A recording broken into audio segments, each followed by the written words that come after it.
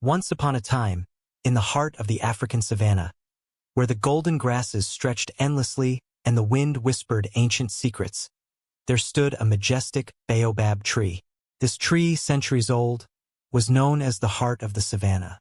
Towering over the land, it was a symbol of life and endurance, a silent witness to countless generations. Legends spoke of its roots reaching deep into the earth, connecting the world of the living with the ancient spirits. Beneath its sprawling branches, in the cool shadows of its mighty trunk, lay a hidden realm. This was the domain of the giants, the legendary protectors of the savanna. They were not ordinary beings but towering figures, their skin as tough as the baobab's bark, and their eyes shimmering with the wisdom of ages. These warriors were the guardians of the land, protectors of its creatures, and keepers of its ancient lore. They lived in the shadows of the great baobab, emerging only in times of great need. The sun had just begun its descent when the first signs of trouble appeared. The skies over the savanna darkened ominously, casting long shadows across the golden grass. The wind, which usually carried the sweet scent of blooming flowers and the distant calls of wildlife, now howled with an eerie wail. The animals sensed the change first. Herds of antelope gathered nervously, and birds took to the skies in chaotic flocks. In the nearby village of Kijiji, the elders gathered in the central square, their faces etched with worry. Mzitembo, the oldest and wisest among them, spoke in a voice that trembled with age and concern. "The prophecy speaks of this day," he said.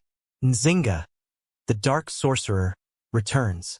Nzinga was a name that sent shivers down the spine of even the bravest warriors. Centuries ago, this powerful sorcerer had sought to conquer the land, enslaving its people and bending nature to his will. It had taken the combined might of the giants to defeat him, sealing him away in a prison of magic and time.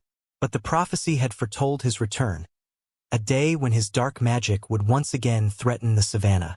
Mzitembo continued, "We must call upon the giants. Only they can save us now." The villagers gathered at the base of the baobab tree. They chanted ancient incantations, their voices rising in a harmonious plea for help. The ground trembled as the baobab responded, its branches swaying with a power that seemed to come from the depths of the earth itself. From the shadows of the baobab, the giants emerged. They were magnificent beings, their forms blending seamlessly with the natural world.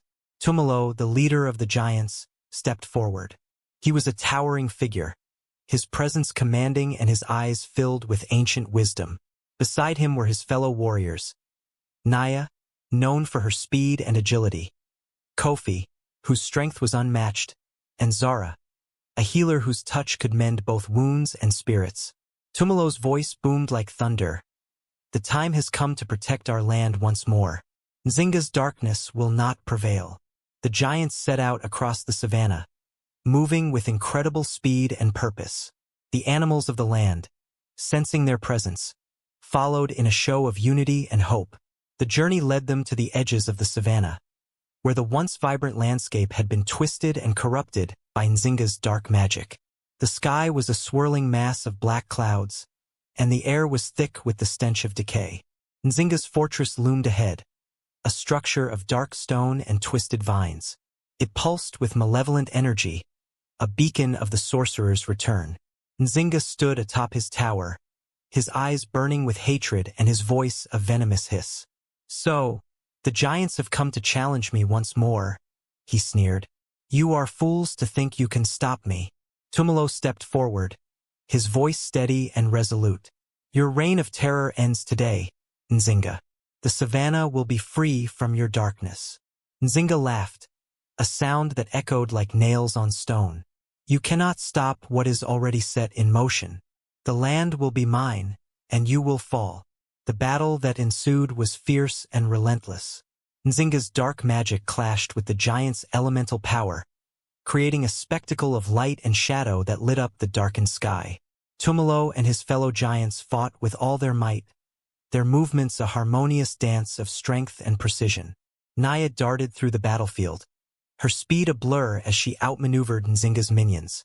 Kofi's powerful strikes shattered the dark constructs that rose to defend their master. Zara's healing touch kept her companions strong and focused, mending wounds almost as quickly as they were inflicted. But Nzinga's power was immense, and the battle began to take its toll. The giants, though mighty, were not invincible.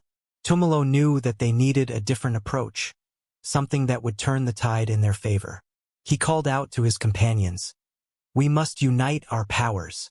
Together, we are stronger than Nzinga's darkness."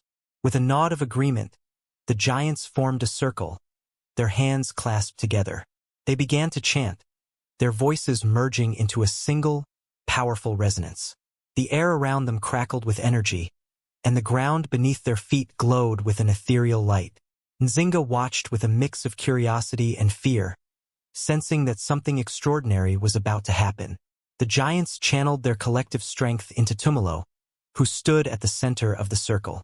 His body glowed with a brilliant light, and his eyes shone like twin suns. With a mighty roar, Tumalo unleashed a surge of energy that erupted from him like a tidal wave. The force of the blast shattered Nzinga's defenses, sending the sorcerer sprawling to the ground. Nzinga struggled to his feet, his eyes wide with disbelief. "This cannot be," he gasped. "You cannot defeat me." Tumalo stepped forward, his voice calm but firm. "Your darkness has no place here, Nzinga. The savannah is a land of light and life. You will never conquer it." With those words, Tumalo raised his hand and summoned the full power of the giants. A beam of pure light shot from his palm, engulfing Nzinga in its radiance. The sorcerer screamed, his form disintegrating into nothingness as the light consumed him. The dark clouds overhead dissipated, and the sun broke through, bathing the land in its warm golden glow. The battle was over. The giants had triumphed. The villagers of Kijiji and the animals of the savannah rejoiced, their songs of gratitude and celebration echoing across the land. The giants, weary but victorious, returned to the baobab tree. Tumalo addressed the villagers, his voice filled with pride and humility. "We have won this battle, but the war against darkness is never truly over. We will always watch over you, ready to emerge whenever the land calls upon us." With that, the giants retreated to the shadows of the baobab, their duty fulfilled. The heart of the savannah stood tall, a testament to the courage and strength of the giant warriors. The legend of their bravery was passed down through generations, a reminder that even in the darkest of times, the light of hope and the power of unity could prevail. Years passed, and the story of the giants became a cherished part of the savannah's history. Children gathered around the elders, listening with wide eyes as the tales of Tumalo, Naya, Kofi, and Zara were recounted. The baobab tree remained a symbol of protection and resilience, its shadows a reminder that the giants were always watching. One evening, as the sun set over the horizon and the sky blazed with hues of orange and pink, a young girl named Amina sat beneath the baobab tree. She had heard the stories countless times, but her heart yearned to see the giants for herself. She closed her eyes and whispered a simple prayer, asking the giants to reveal themselves to her.